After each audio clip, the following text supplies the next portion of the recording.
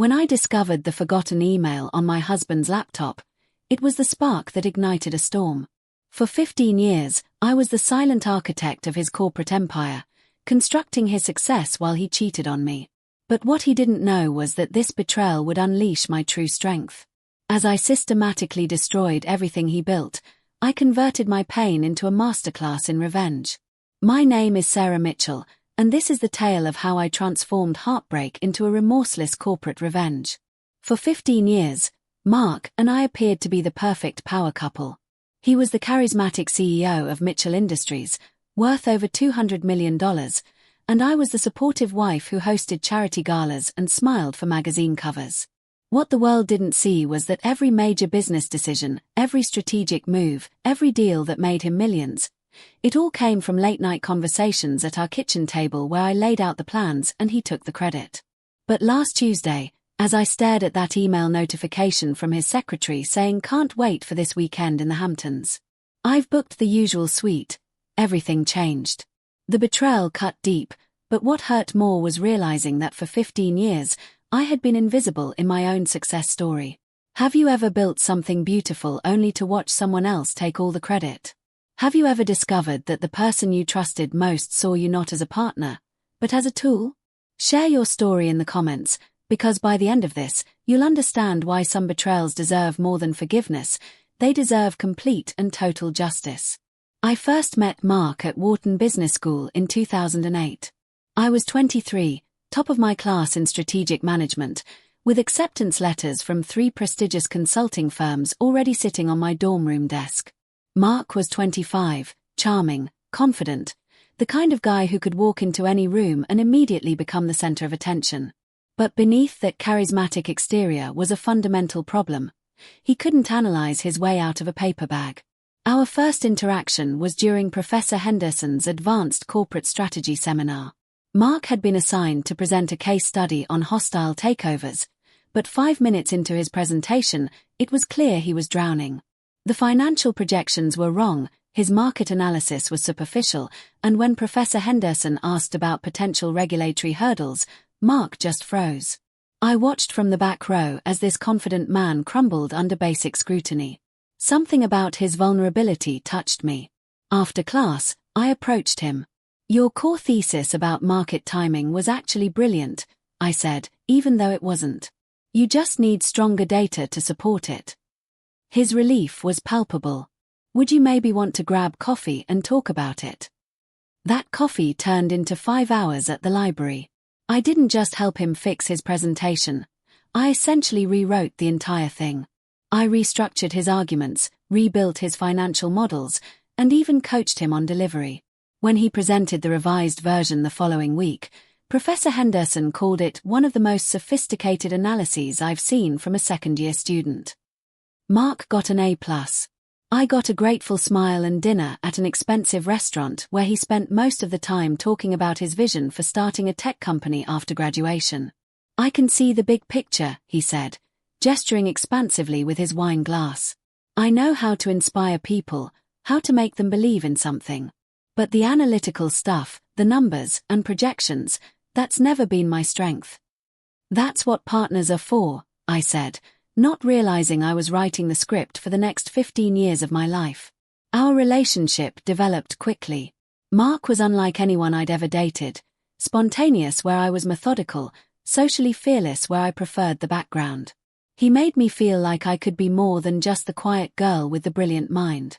And I made him feel like his grand visions could actually become reality. By senior year, I was essentially doing 2 MBA programs, my own and his. While my classmates were networking and interviewing for dream jobs, I was spending 16-hour days in the library, making sure Mark's thesis on corporate restructuring would be good enough to graduate. I told myself it was temporary, that once we were both established in our careers, things would balance out. The night before graduation, Mark proposed. "Sarah, you're not just my girlfriend, you're my secret weapon. With your brain and my vision, we could build an empire together." I said yes, but looking back, I should have paid more attention to the word secret. After graduation, Mark pitched his startup idea to investors. On paper, it was his company, TechFlow Solutions, a platform for streamlining corporate communications. In reality, every aspect of that pitch had come from months of research I'd done on market inefficiencies in corporate software. I had identified the specific pain points in existing systems, analyzed competitor weaknesses, and developed the technical specifications. I had even written the business plan that Mark presented with such confidence to potential backers. But when we walked into those boardrooms, Mark was the one in the sharp suit at the head of the table, while I sat quietly in the corner, introduced only as my fiancée Sarah, who helps with research. The first investor meeting was at Keller & Associates, a mid-tier venture capital firm in Manhattan. Mark opened with his usual charismatic pitch about revolutionizing corporate communications, but when senior partner Robert Keller started asking detailed questions about market penetration strategies and scaling challenges, I watched Mark's confidence falter. "What's your customer acquisition cost projection for year 3? Keller asked. Mark glanced at me. I gave a subtle nod and held up 3 fingers, then made a small circular motion. $3.50 with potential for reduction through economies of scale. $3.50 per customer, Mark said smoothly, with built-in cost reductions as we scale. And your churn rate assumptions. Another glance. I touched my temple briefly. 12%, based on industry analysis. 12% annually, which is actually below industry average, Mark replied. This dance continued for an hour. Every technical question, every financial detail, every strategic consideration. Mark looked to me for guidance, and I provided it through coded signals we'd developed. By the end of the meeting, Keller was impressed. "Mr. Mitchell, this is exactly the kind of sophisticated analysis we look for. You clearly understand your market." Mark beamed.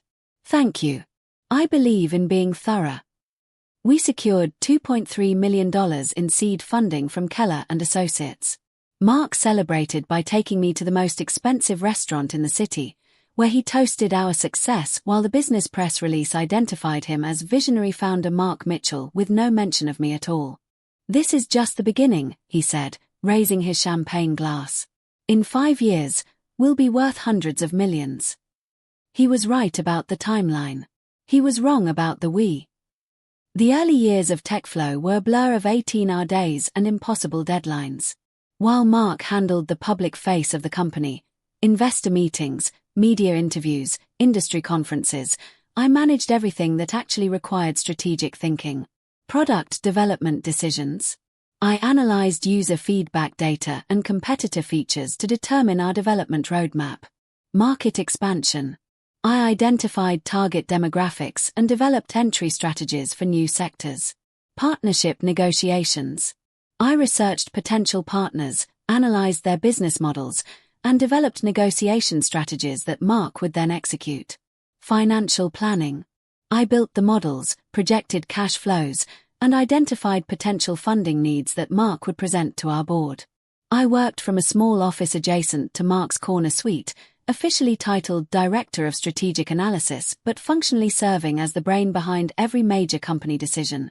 Mark's assistant Jessica would often bring me documents marked for immediate CEO review, because everyone in the company understood that the real analysis happened at my desk first.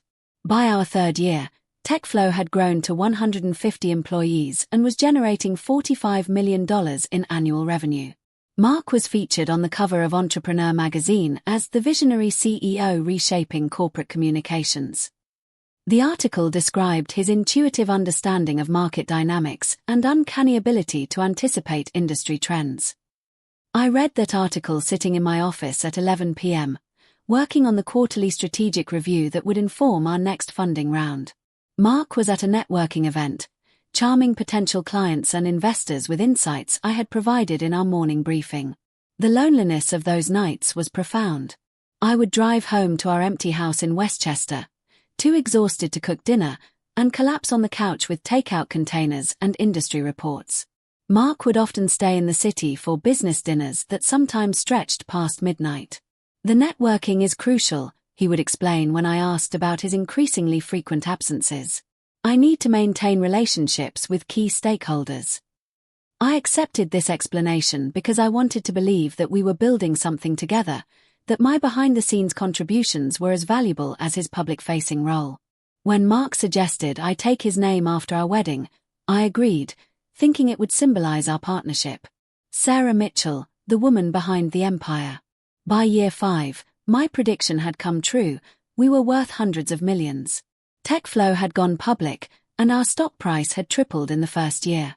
Mark owned 60% of the company, making him worth approximately $340 million on paper. I owned nothing directly, having transferred my initial equity stake to Mark for tax efficiency purposes on the advice of our accountant. The irony wasn't lost on me that I had made Mark wealthy enough to afford exactly the kind of lifestyle that would eventually lead to our destruction. The discovery came on a Tuesday in March, exactly 3 months ago. Mark had rushed out to a client dinner, leaving his laptop open on the kitchen counter. I only meant to check our shared calendar to see when he'd be home, but as I reached for the mouse, a notification popped up in the corner of the screen. New message from Jessica Chen. Can't wait for this weekend in the Hamptons. I've booked the usual suite at the Topping Rose. Should I pick up champagne, or do you want to handle that? My heart stopped. Mark was supposed to be at a corporate strategy conference in Chicago that weekend. I had helped him prepare his presentation on emerging market opportunities, spent hours refining his slides and coaching him on potential questions from the audience. With trembling fingers, I opened his email. What I found was 2 years of correspondence that shattered everything I thought I knew about my marriage. Jessica Chen, 28 years old, MBA from Columbia, Mark's executive assistant for the past 3 years. Beautiful, ambitious, and apparently sharing much more than a professional relationship with my husband. The emails painted a picture of elaborate deception. Business trips that were actually romantic getaways. Late-night strategy sessions that were dinner dates at restaurants I'd never heard of. Client entertainment expenses that were charges for jewelry, lingerie, and weekend rentals of luxury apartments. But what hurt more than the affair itself was reading how Mark talked about me. Sarah's brilliant with the analytical stuff, he wrote in one message, but she doesn't understand the relationship side of business. She thinks everything can be solved with data and spreadsheets. In another, she's like having a personal research team. I just tell her what I need, and she delivers these incredibly detailed reports. Makes the board meetings so much easier. And the one that made me physically sick, sometimes I think she actually believes she's responsible for the company's success. It's kind of sweet, actually. She works so hard on all those projections and market analyses. I don't have the heart to tell her that real business happens in golf clubs and private dining rooms, not Excel spreadsheets. They were laughing at me. For 2 years, while I worked 16-hour days building strategies that made Mark millions, he was sharing intimate jokes with another woman about how naive I was to think my contributions mattered. I sat in that kitchen for 3 hours, reading every message, printing every receipt, documenting every lie. By the time I was finished, I had built a case file that would make a prosecutor proud. But more importantly, I had made a decision that would change everything. I wasn't going to confront Mark. I wasn't going to demand explanations or beg for another chance. Instead, I was going to do what I did best, develop a strategy. And this time, the objective wasn't to make Mark successful. It was to systematically dismantle everything we had built together, ensuring that when the dust settled, he would understand exactly what he had lost. The first phase of my plan required patience and careful preparation. For 2 weeks after discovering the affair, I continued our normal routine. I attended company meetings, prepared Mark's briefings, and smiled at Jessica during our interactions. But every evening, after Mark left for his networking events, I worked on a different kind of analysis. I began by documenting every contribution I had made to TechFlow over the past 7 years. This wasn't just about intellectual property. It was about building a comprehensive record of my role as the true strategic architect of the company. I compiled emails where Mark had directly requested specific analyses that became the basis for major company decisions. I gathered internal memos showing how my market research had identified opportunities that generated millions in revenue. I created timelines showing the correlation between my strategic recommendations and the company's most successful initiatives. Most importantly, I started recording our morning strategy sessions. Mark had no idea that the small digital recorder I'd purchased for voice memos was capturing our daily conversations where he would ask for my insights, then present them as his own ideas to the board. "What do you think about expanding into the healthcare sector?" he asked one morning over coffee. "The regulatory landscape is complex, but there's a significant opportunity," I replied, having spent 3 days analyzing the market. Healthcare organizations are spending $12 billion annually on communication platforms, but customer satisfaction scores average only 2.3 out of 5. Our platform could address 3 key pain points: compliance tracking, cross-departmental messaging, and integration with existing systems. That afternoon, Mark presented his vision for healthcare expansion to our board of directors, using exactly the data points I had provided. The second phase involved building a network of allies outside TechFlow. I reached out to contacts I had maintained throughout our marriage, former classmates, colleagues from my pre-Mark consulting interviews, and industry connections who remembered my work even when my name wasn't on the presentations. My first call was to David Chen, CEO of Communicorp, our largest competitor. We had met several times at industry conferences, where David always seemed more interested in discussing strategy with me than with Mark. "Sarah, what a pleasant surprise," David said when I called his direct line. "How are things at TechFlow?" "Complicated," I replied carefully. "I'm wondering if we could meet for coffee. There are some opportunities I'd like to discuss." We met at a small cafe in Greenwich Village, away from the Manhattan business district where we might be recognized. David listened intently as I outlined my situation, not the personal betrayal, but the professional reality. "I've been the strategic mind behind TechFlow's success for 7 years," I said. "Every major initiative, every market expansion, every competitive advantage, it originated from my analysis. But I have no official recognition, no equity position, and no security." David leaned back in his chair, studying me. "I've wondered about that. Mark's a charming guy, but whenever we've competed for contracts, TechFlow's proposals have shown a level of strategic sophistication that doesn't match his public presentations. What if I told you I was considering a change?" I asked. "I'd say Communicorp has always been interested in acquiring top talent," David replied. "Especially talent that comes with intimate knowledge of our biggest competitors' operations." We didn't make any commitments that day, but we established the foundation for what would become the most devastating corporate acquisition in our industry's history. My third ally was closer to home. Jennifer Walsh had been TechFlow's corporate attorney since our 2nd year of operation. More importantly, she had become my closest friend during the lonely years of building Mark's empire. Jen was one of the few people who truly understood my role in the company's success. She had been present at board meetings where Mark would pause mid-presentation to glance at me for confirmation of legal or strategic points. She had reviewed contracts where my analysis had identified potential problems that saved the company millions in liability. "I've been waiting for you to have this conversation," Jen said when I invited her to lunch and carefully broached the subject of Mark's behavior. "I've watched you build that company for years while he takes credit. And lately, I've been concerned about some of the expense reports I've been processing." Jen had noticed the same red flags I had discovered: questionable business expenses, mysterious travel costs, patterns that suggested Mark was using company funds for personal purposes. "If you're thinking what I think you're thinking," she said quietly, "you need to know that I've been documenting everything. Not because I expected this situation, but because it's my job to protect the company's interests. And right now, Mark's behavior represents a significant liability risk." The most delicate part of my strategy involved Jessica herself. I couldn't simply expose the affair and expect it to destroy Mark. Affairs happen in corporate America all the time, and charismatic CEOs often survive them. Instead, I needed Jessica to unknowingly provide evidence of Mark's professional inadequacies and ethical violations. This required a complete reversal of our relationship dynamic. Instead of being the suspicious wife, I became the understanding confidant. Instead of competing with Jessica for Mark's attention, I positioned myself as someone who might actually welcome his happiness elsewhere. I started small. When Jessica mentioned being stressed about a complex client proposal, I offered to help with the research. When she seemed overwhelmed by Mark's demanding schedule, I suggested ways to better manage his time.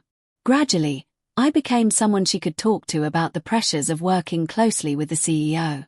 "Mark is so brilliant," she said one afternoon when we were alone in the office kitchen, "but sometimes I wonder if he really understands the technical details of what we're proposing to clients.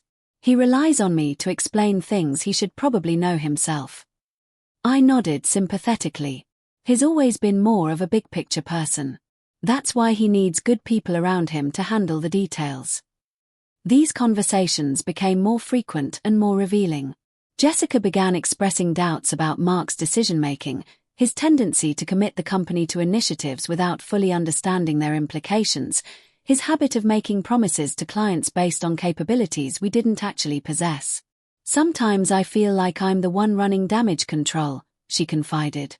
"Last week, he told 3 different clients we could have their systems integrated within 30 days. I had to scramble to find out if that was even possible." I encouraged these doubts while positioning myself as the reliable source of institutional knowledge. When Jessica needed background information for Mark's presentations, I provided it. When she questioned whether Mark's strategic decisions were sound, I shared just enough analysis to confirm her concerns without revealing my true role. Most importantly, I convinced Jessica that she should document everything, not to undermine Mark, but to protect herself professionally. "In this industry, you need to be able to prove your contributions," I told her. "Keep records of the problems you solve, the decisions you influence, the value you add. It's the only way to ensure you get credit for your work." Jessica began keeping detailed notes of her interactions with Mark, recordings of meetings where his lack of technical knowledge was apparent, and copies of emails where he acknowledged his dependence on her guidance. She thought she was building a case for a promotion. In reality, she was documenting evidence of Mark's professional inadequacy. 6 months after discovering the affair, I was ready to execute the final phase of my plan. I had allies positioned inside and outside the company, documentation of Mark's dependency on my strategic input, evidence of his misuse of corporate funds, and Jessica's unwitting cooperation in exposing his professional limitations. The trigger came in the form of TechFlow's annual board meeting, scheduled for a Tuesday in September. This was always Mark's biggest performance of the year, a comprehensive presentation on company performance, market position, and strategic vision for the future. For 7 years, I had spent weeks preparing these presentations.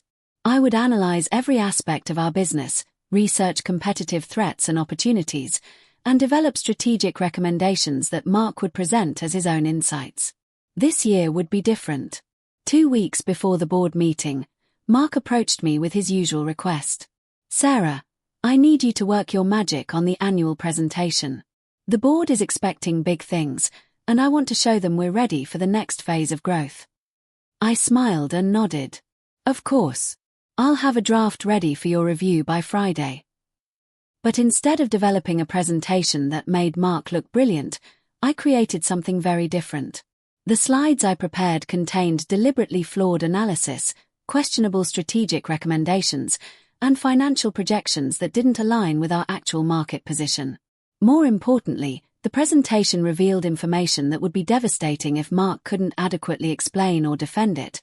Complex technical details about our platform architecture, sophisticated financial models that required deep understanding of our cost structure, and strategic assumptions that could only be justified through detailed market analysis.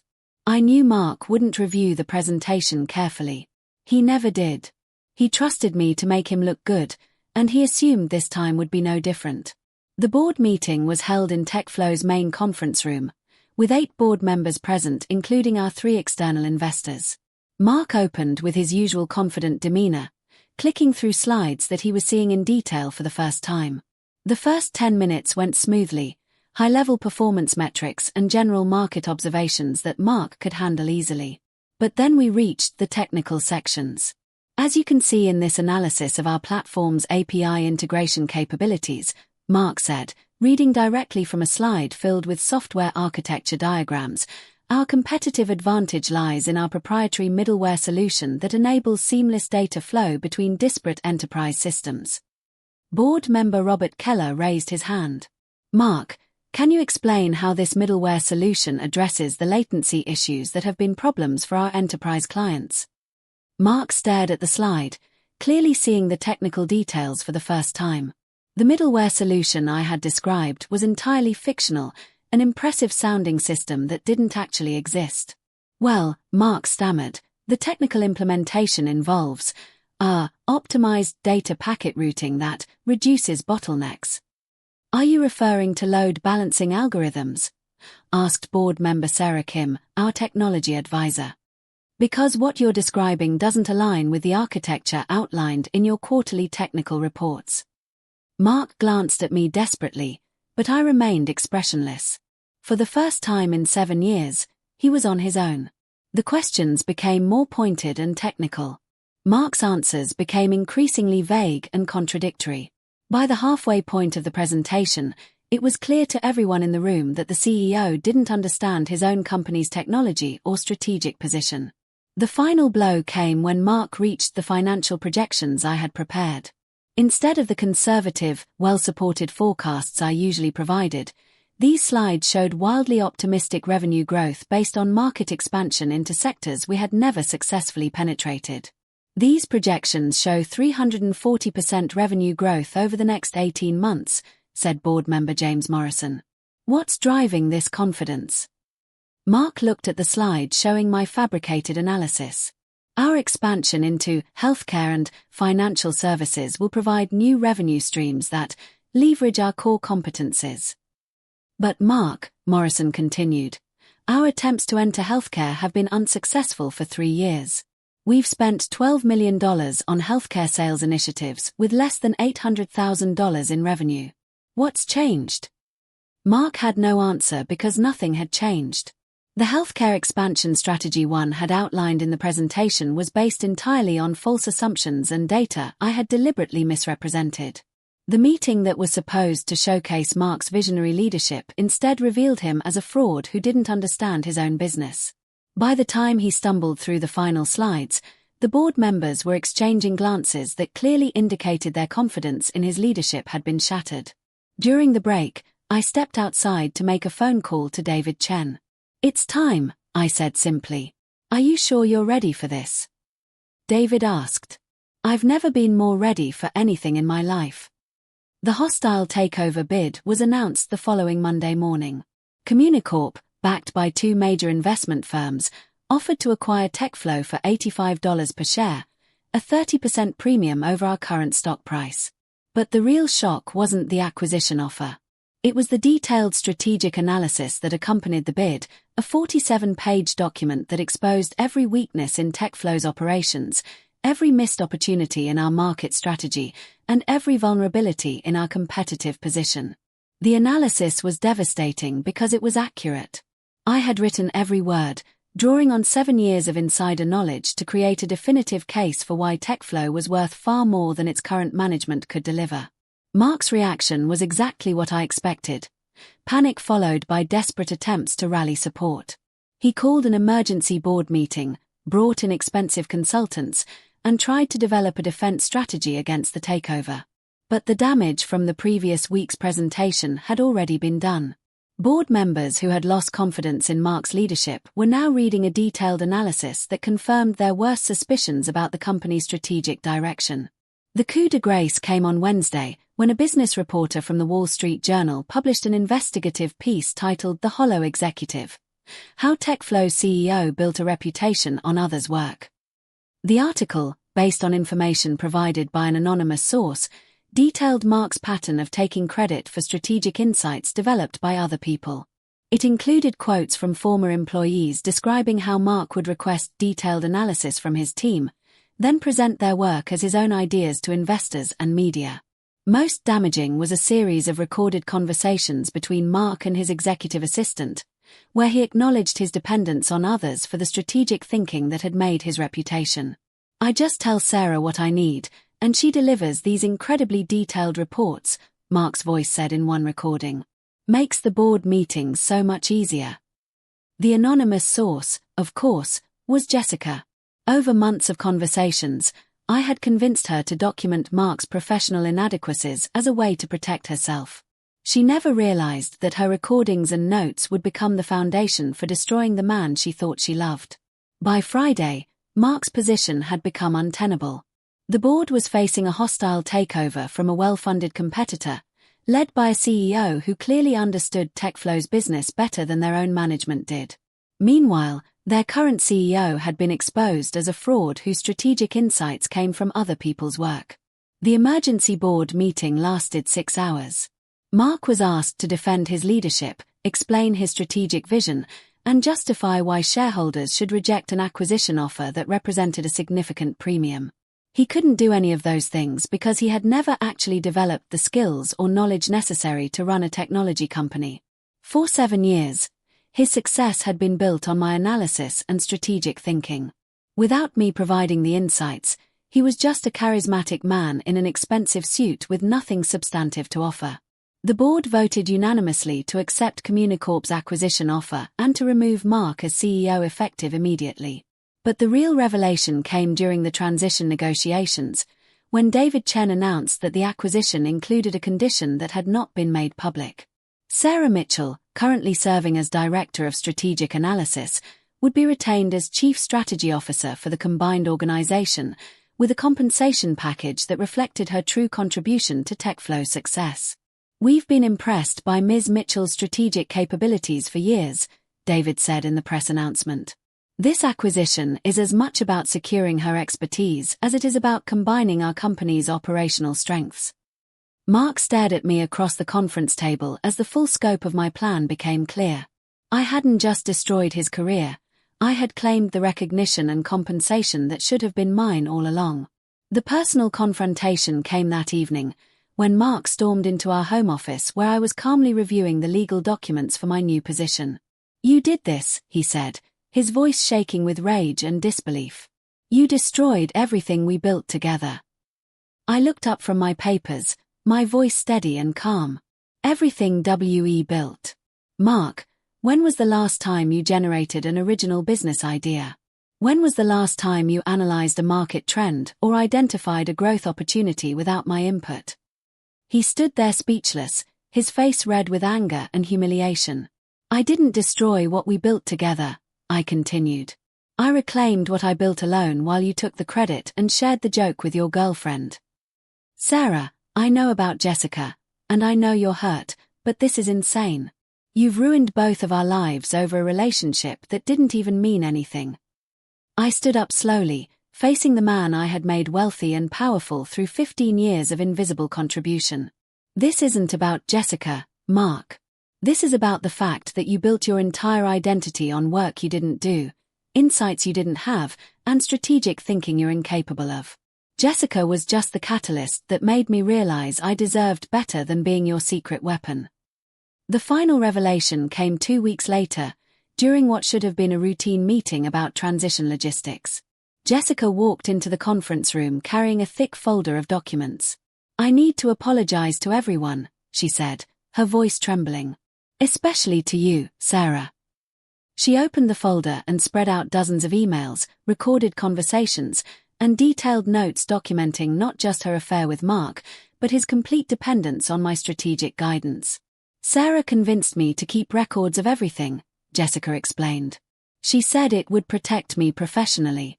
But I realize now that she knew exactly how these documents would be used."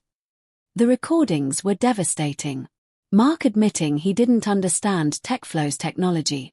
Mark acknowledging that his strategic insights came from other people. Mark laughing about how I believed my analytical work was important while real business happens in golf clubs and private dining rooms. But the most damaging evidence was a recording from just 3 weeks earlier, when Mark told Jessica about his plans for our marriage. "I need to figure out how to divorce Sarah and keep control of the company," Mark's voice said on the recording.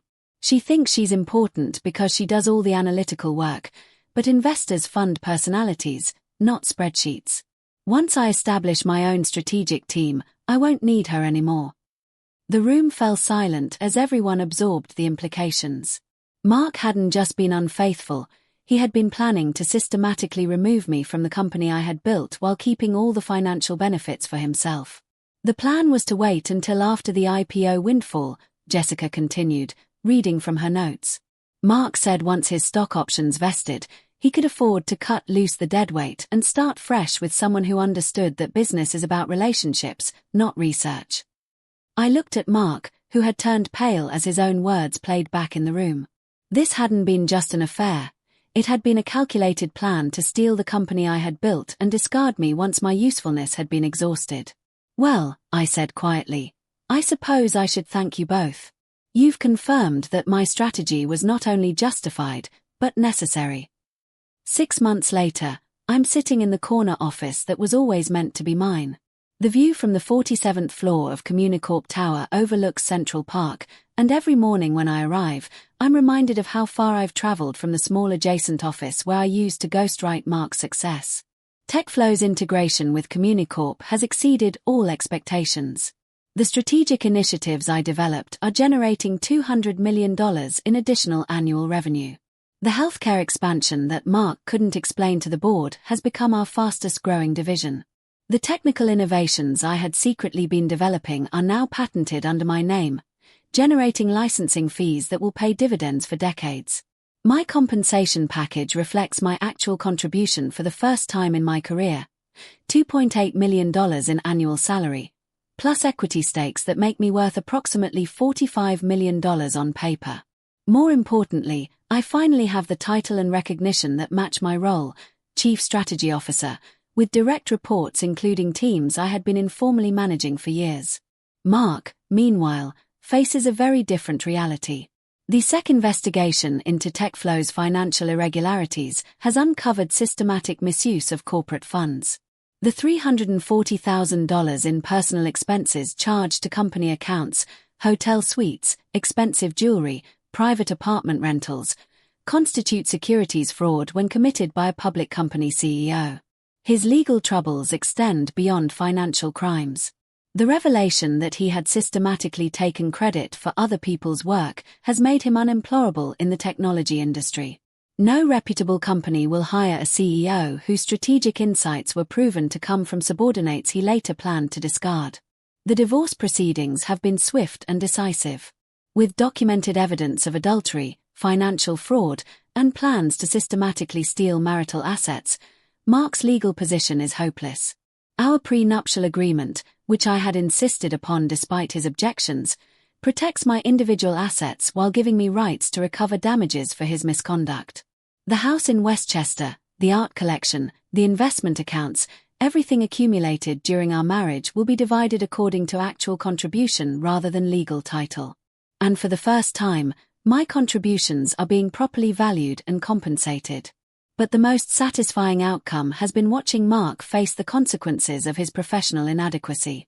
Without my strategic guidance, without Jessica's damage control, without the infrastructure I had built to support his image, he has been revealed as exactly what he always was, a charismatic fraud with no substance behind the presentation.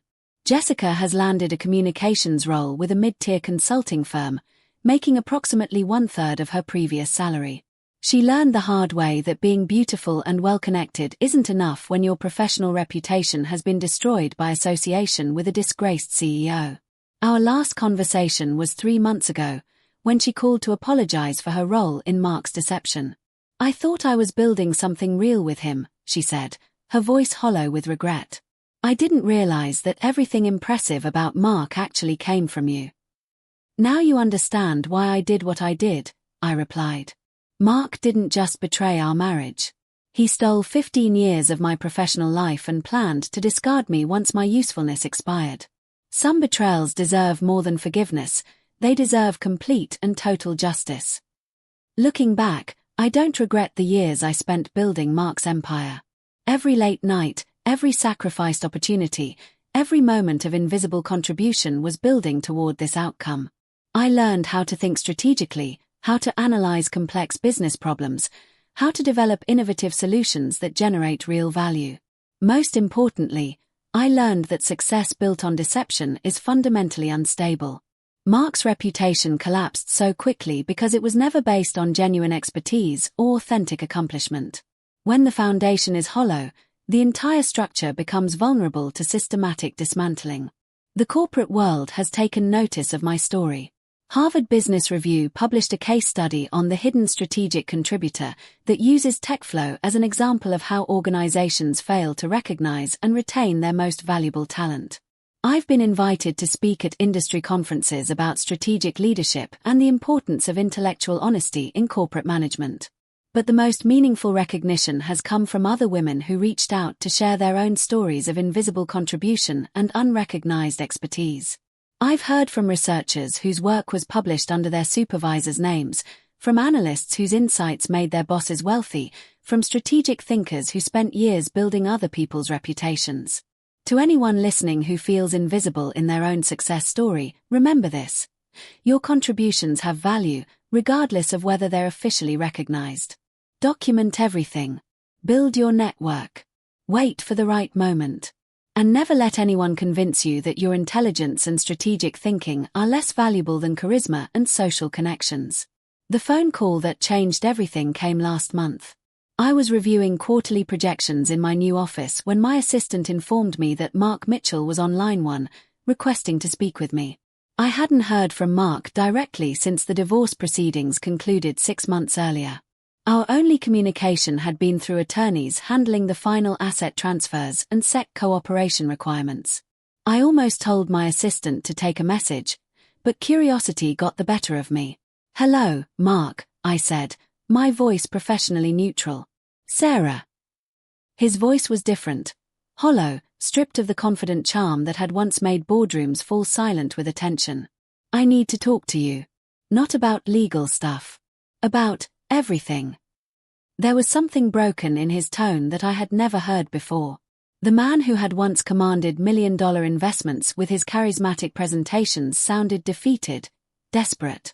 "I'm listening," I said. "I lost everything," he whispered. "The SEC fines wiped out most of my remaining assets. I can't get hired anywhere.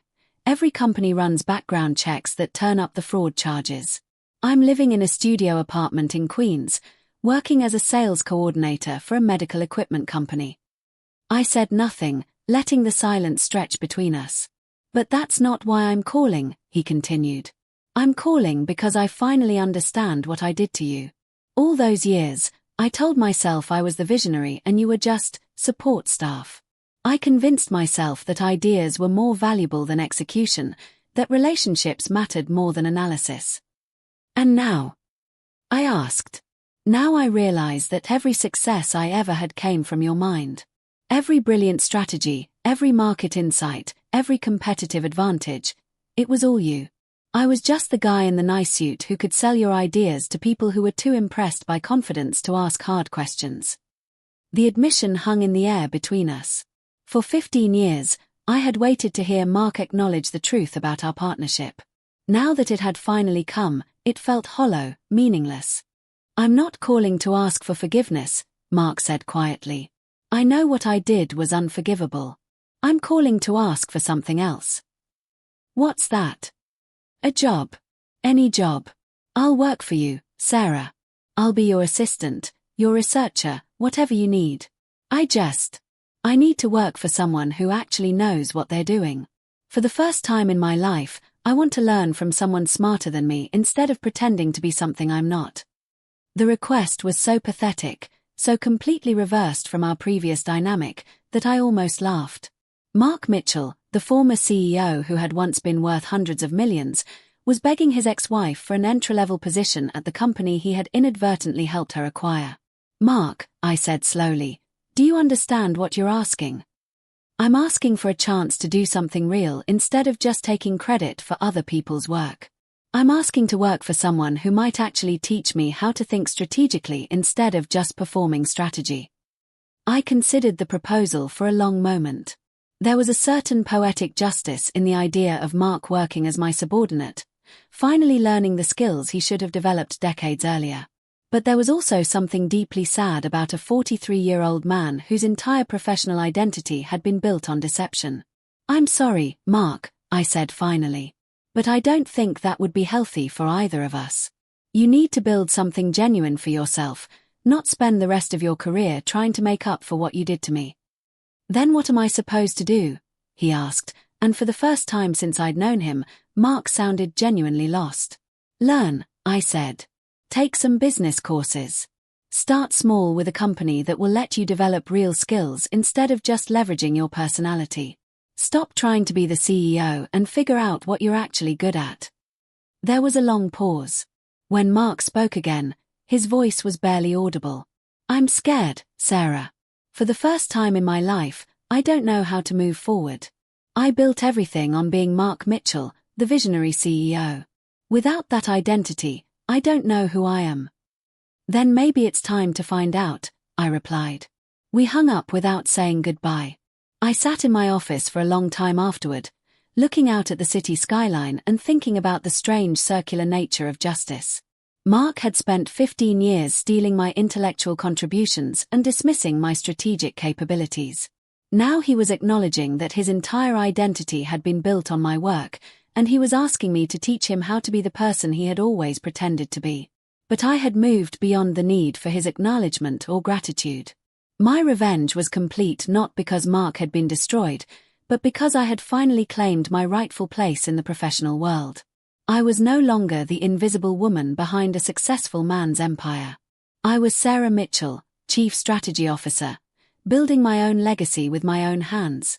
The story I want to leave you with isn't really about revenge, although that's how it began. It's about recognizing your own value and refusing to let anyone diminish it. For too many years, I accepted the role of supporting player in my own life story. I told myself that love meant sacrifice, that partnership meant putting someone else's recognition ahead of my own contributions. I was wrong. Real partnership means mutual respect, shared credit, and honest acknowledgement of each person's contributions. Real love doesn't ask you to disappear so someone else can shine brighter.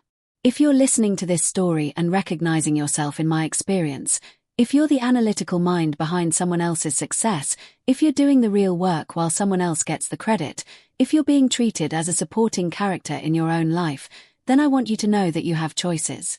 Document your contributions. Build your own network. Develop skills that can't be stolen or dismissed.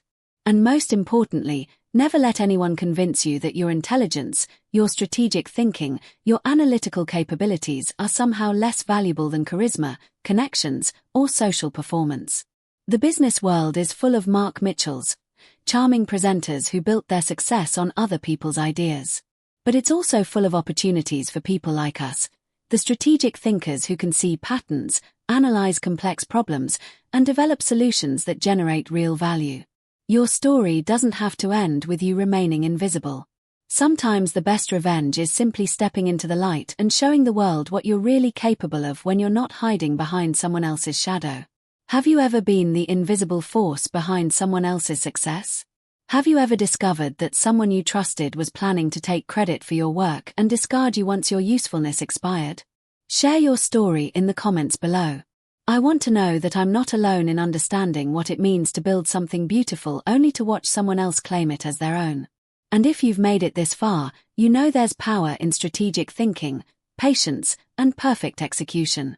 Subscribe to hear more stories about people who refused to remain invisible, who fought back against those who underestimated them, and who proved that intelligence and determination are more powerful than charisma and deception. Because at the end of the day, the truth always has a way of revealing itself. And when it does, you want to make sure you're on the right side of it.